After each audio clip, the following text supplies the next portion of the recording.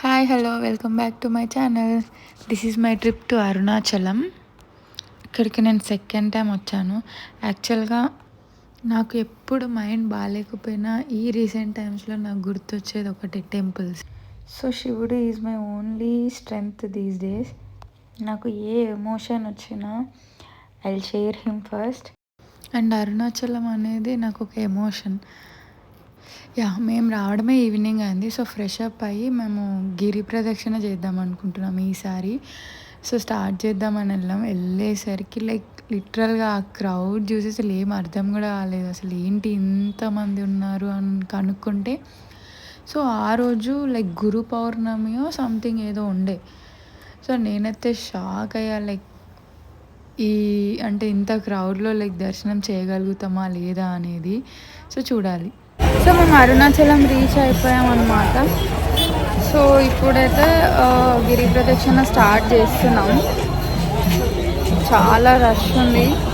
So 14 kilometres ఉంటుంది కదా, నువ్వు నడవగలుగుతావా లేదా అని అన్నారు. బట్ స్టిల్ నాకైతే చాలా హోప్ ఉంది. అంటే 14 కిలోమీటర్స్ ఏముంది, వాకింగే కదా, నడవచ్చు అన్నట్టు అనుకున్నా.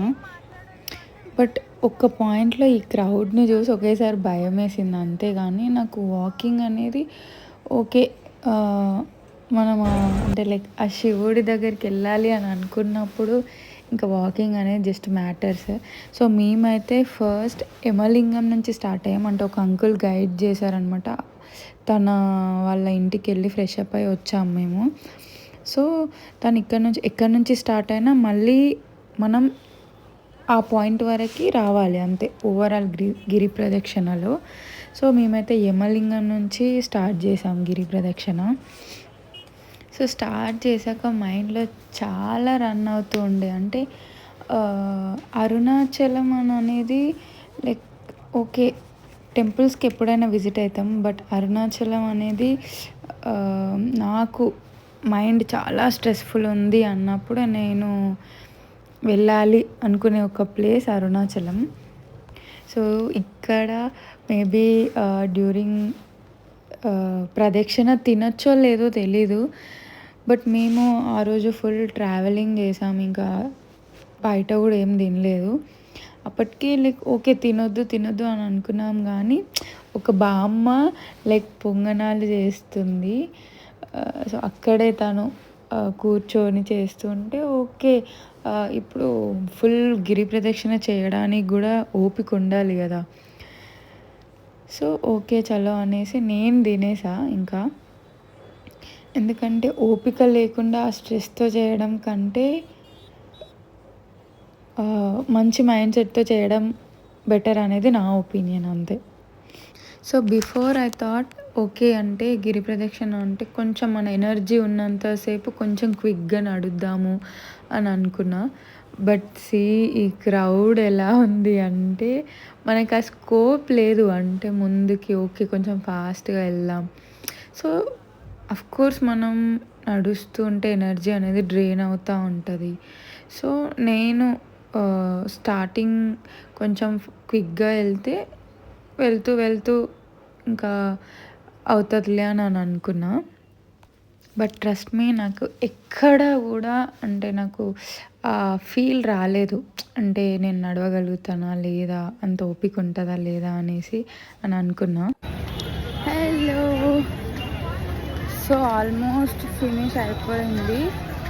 ఇంకా 2 లింగాస్ బ్యాలెన్స్ ఉంది. అండ్ థర్డ్ లింగం ఈజ్ ఫైనల్ వన్. ఇంకా గుడికి వెళ్ళిపోతాము. సో ఇప్పుడైతే ఈశాన్య లింగం అండ్ ఇంద్రలింగం ఇంకా బ్యాలెన్స్ ఉన్నాయి. అవి 2 ఫినిష్ చేసుకొని ఫ్రెష్ అప్ అయ్యి అప్పుడు టెంపుల్కి వెళ్ళిపోతాం. 14 కిలోమీటర్స్ ఒక కేక్ వాక్ లాగానే అనిపించింది నాకైతే. అంటే నేను అసలు ఆ పెయినే ఫీల్ అవ్వలేదు. ఈవెన్ లెగ్స్ అయినా కూడా నాకు ఎక్కడ పెయిన్ వచ్చింది అన్న ఫీల్ అయితే రాలేదు.